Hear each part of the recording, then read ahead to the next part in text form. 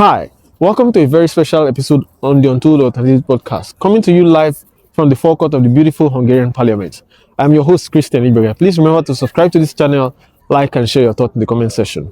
The big question on this episode is what can save biodiversity from mining?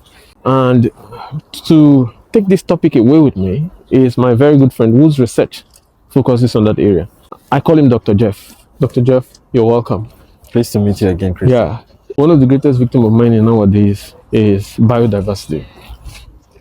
And I know that you guys in your research field and in many other research fields, there have been lots of efforts and strategic investments in a bid to reduce biodiversity loss from mining.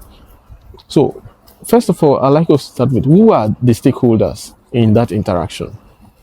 Well, you were spot on when you mentioned that biodiversity is a victim of mining, because it's not like where the resource is found is devoid of habitats where species live. Yeah. So definitely there'll be some kind of impact on those species that live in the resource areas. Yeah.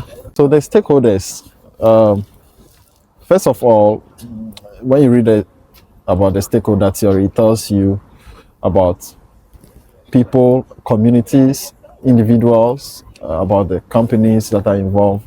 All these actors, we have always focused on the human side, losing focus on the environment. But the environment, I would say, is the biggest stakeholder here, because it is the direct actor that suffers from whatever actions or activities goes on in this industry.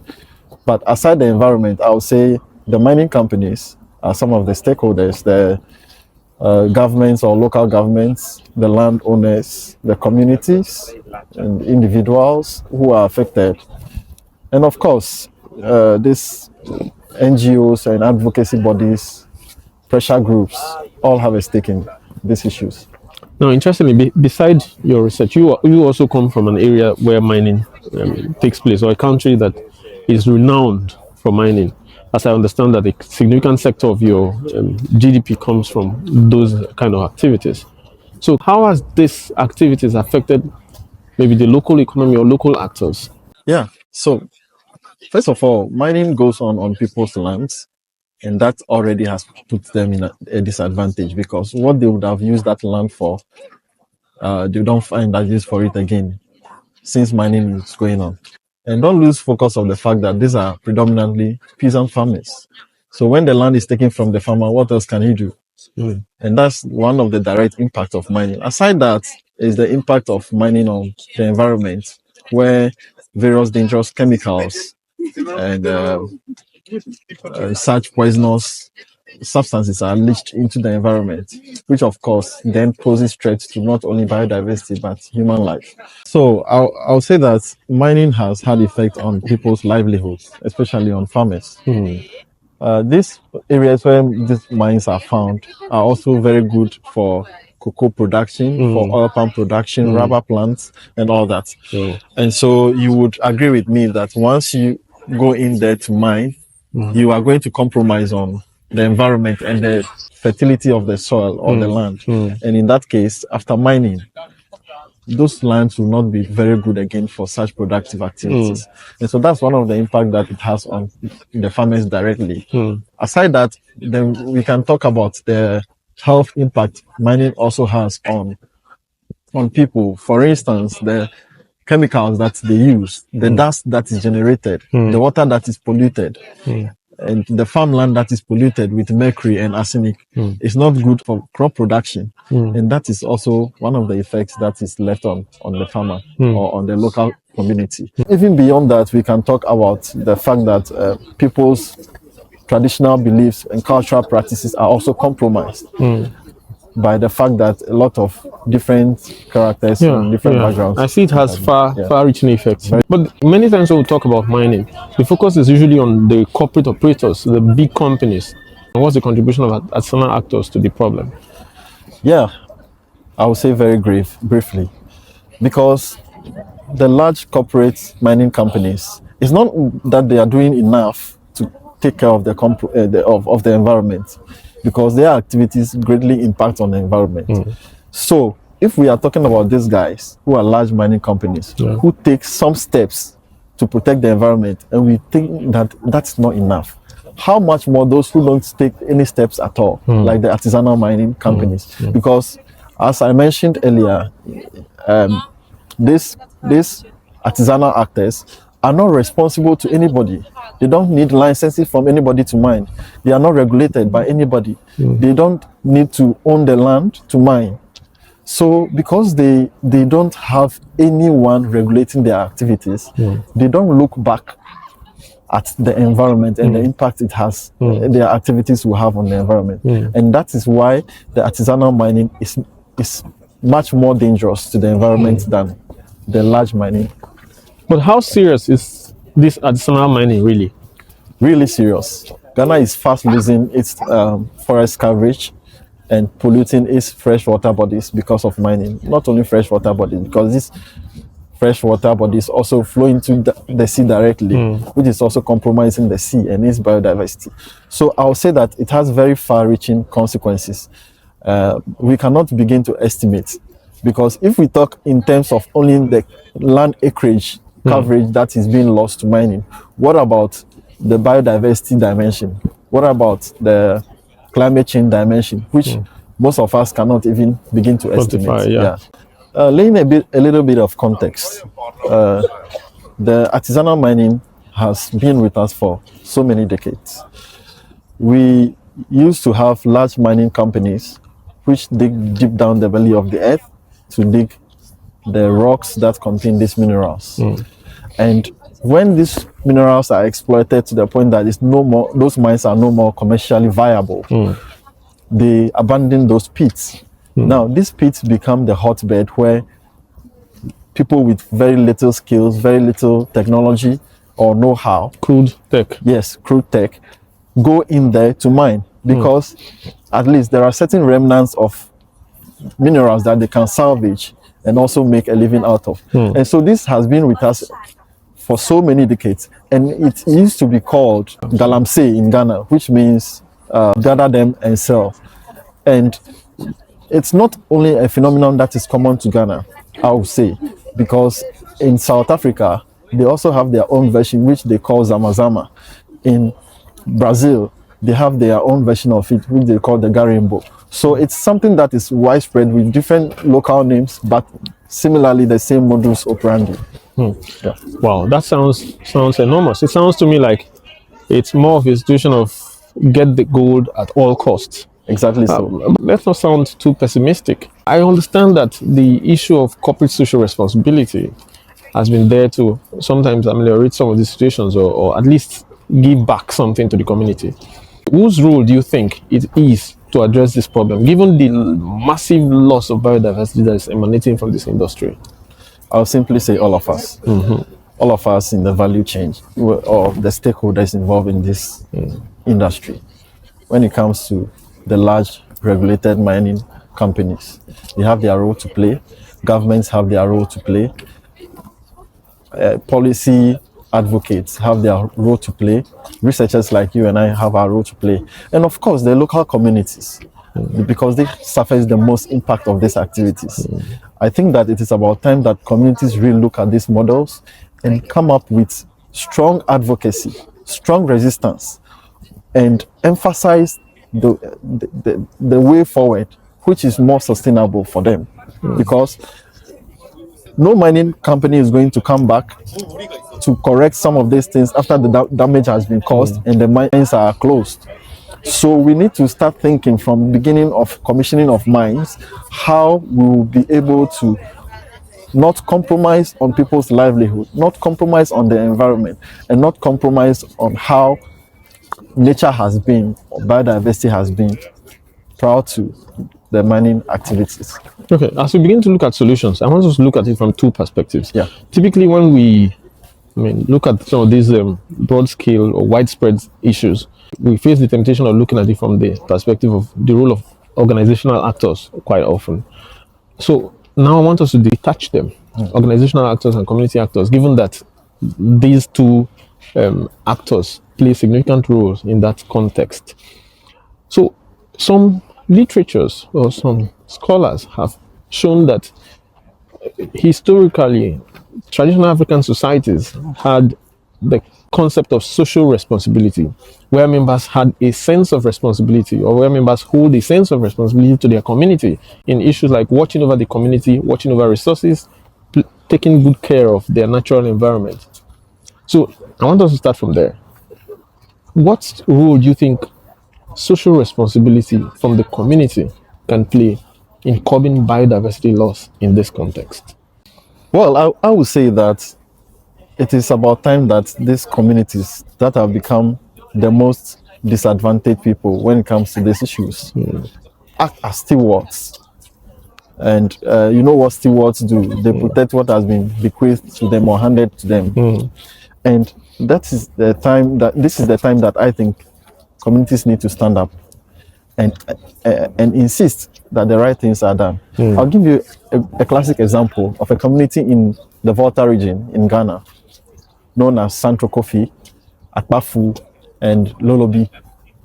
These three communities are generally Boem speaking people. Okay. And huge commercial deposits of lithium have been found in these communities. And the government wanted ways to exploit some of these resources for the benefit of the economy. Yeah, the economy, quite often. Yes. But the traditional leaders and the people of these communities insisted that until the government and those investors demonstrate that their environments are not going to be compromised, their farmlands are not going to be worse off after these mines are commissioned, they are not willing to give out their land for such activities. I think that's a classic example that communities can learn from and start the advocacy from there. When this is done, everybody knows how valuable what they have is, and they will tend to protect it. That's great. I think that's a very good example, especially given the fact that mining is a global issue. It affects everyone, everywhere. And the issue of lithium for batteries and other minerals are gaining traction more recently, especially as technology continues to advance and more minerals are needed to satisfy human needs and wants. I think something that's very important is that communities, especially the people who live in those contexts, who face the threat directly, because many, like people, of course, we all face the threat. Of course, we all face the threat, but some of us are farther from the site than others. So it's important that those who live on the site, who have direct experiences or first-hand experience with this natural or this ecosystem, understands that they too have a role to play in terms of holding people to account. And that's what I think you meant when you talk about stewardship, holding people to account and insisting that the right thing is done. I understand that sometimes conversation can be very tempting, but when you look at the long-term effect, I think there's no price that can pay for the damage that could be done. Because, for example, if any organism in the ecosystem goes into extinction, you can't get it from anywhere. There's no amount of money you're going to pay to be able to buy it into creation again.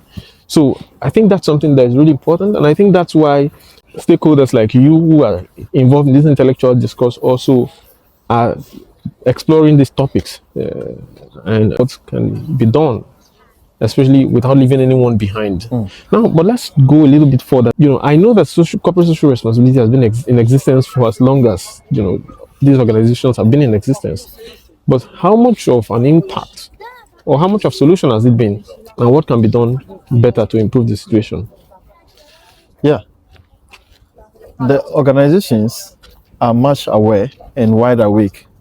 They know that some of these resources are irreplaceable. They are not things that they can even compensate the people for.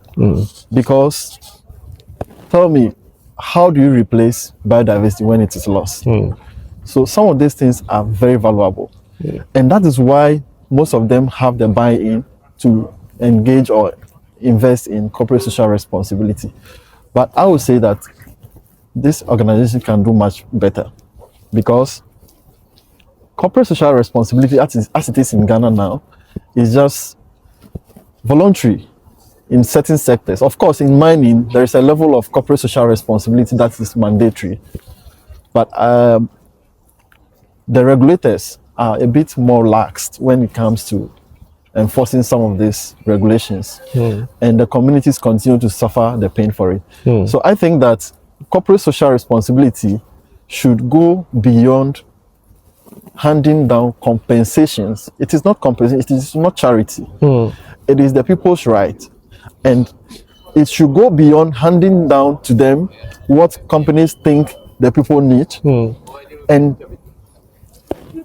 try to include ways, concrete steps that organizations take to correct some of the damage that they are doing to society.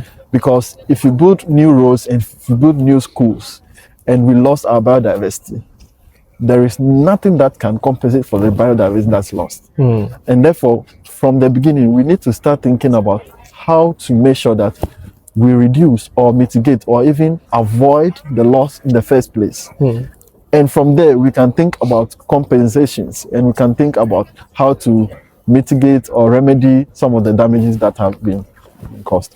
Great. I think you've touched on some very vital points, because I've come across some papers where the issue of corporate social responsibility has been problematized, given the recent model that some organizations are adopting. I think something you've hinted on, where organizations feel like it's a favor they are doing to the community, or some of them have even to the extent of, some of the things I've seen in paper where organizations adopt corporate social responsibility more to their own benefit. For example, using it to get goodwill. As a strategic tool. Yes, a strategic tool to get goodwill from the people, or as a publicity tool, or for marketing, basically to just showcase themselves. I think that's something you have touched on, and I think that's something that is also, there needs to be a mind shift from that kind of thinking, because these communities in the first place, as custodians of these resources, they have, one way or the other, contributed to the preservation of that resource before these organizations came to use them or came to find them. So I think if this is properly done, it's going to be a win-win for both parties. It's going to be a win for the corporations. It's going to be a win for the community as well, because it would be, it could be a way of encouraging the community, or encouraging those artisanal actors, or it could be a way of discouraging artisanal actors from going back to excavate, sites that have been done before. And something I think that those organizations can do perhaps is to listen more to the community. Sometimes there could be that temptation to just get maybe experts or consultants to tell you what do you think we can do as corporate social responsibility. But I think that going to the community, or even getting the experts, or getting an expert who understands the community, to go to the community, to listen to them and get to know what they want. But somebody has also said sometimes the community may not know what they want. Do you think that can be a problem in delivering this kind of people-centered corporate social responsibility? I don't believe that is true. And even if it is true, these corporations have conscience. You don't go into someone's community or society to rate them of what they have, and because those owners or custodians don't have conscience, you leave them the worse off. So for me, that argument of the communities not knowing what they want is neither here nor there. And yes, you touch on something very critical, that most of the models of corporate social responsibility we have now are just actually social and not thinking about the environmental dimension. And so therefore, that is one area that policy and the governments can push these corporations towards, so that they consider the environmental aspect also of their corporate social responsibility. Great. As we wrap up, what will be your call to action? Great question. I think that it's about time that all of us become advocates rather than passive observers. It's about time that we notice the value of what we have and how much it cannot be replaced, and how important it is for us to protect what we have. Thank you very much. Sometimes when we talk about biodiversity, there's that temptation to think about biodiversity in abstraction. It's something that is not as important as such. but every element of the ecosystem we're made to understand is very important. As little as an ant, or as minute as an enzyme, or as insignificant as an earthworm may be, Yeah. these are all elements that nature has placed in the ecosystem to play significant roles. And it's our responsibility as humans to ensure that we sustain them, we enable them to regenerate, and enable them to take care of us as we also take care of them. So quite often we are faced with the temptation to think that we are the only ones taking care of our environment. But we need to understand that our environment also takes care of us. And I think that if we go in with that understanding, it won't be much of an issue to understand how significant or how severe the threat of biodiversity is, and how much we can put in, both as communities and as organizational actors, to ensure that we save the day. Where is research now on this subject? Yeah, so you put me on the spot right there. But research in corporate social responsibility and issues of mining is now towards an era where we see many of these mining companies using foundations to prosecute their corporate social responsibility agenda. That way they outsource the practice to experts, so-called, because they think that their core responsibility is to do with the business of mining, and they could get environmentalist experts who have listened to every stakeholder in the room to be able to address some of these issues more competently. But I think that outsourcing is not enough, because it starts from the whole process of planning the mine. We have to start thinking, is there any way that we can improve this such that the environment doesn't suffer? It is not an afterthought that after the mines have damaged the environment, we now look for experts to, as it were, correct or control what has been done. But let's start thinking, would we leave the environment worse off from the scratch when we want to commission the mine, when we are doing exploration, when we are giving license and prospecting for the mines? I think that way we'll be able to integrate ways of conserving the environment and biodiversity from the beginning, so that the harm can be mitigated at every stage of the activity of mining. Yeah. On this note, I'd like to say thank you very much for tuning in, and thank you for being there. Please remember to subscribe to this channel and share your thoughts in the comment section. Bye.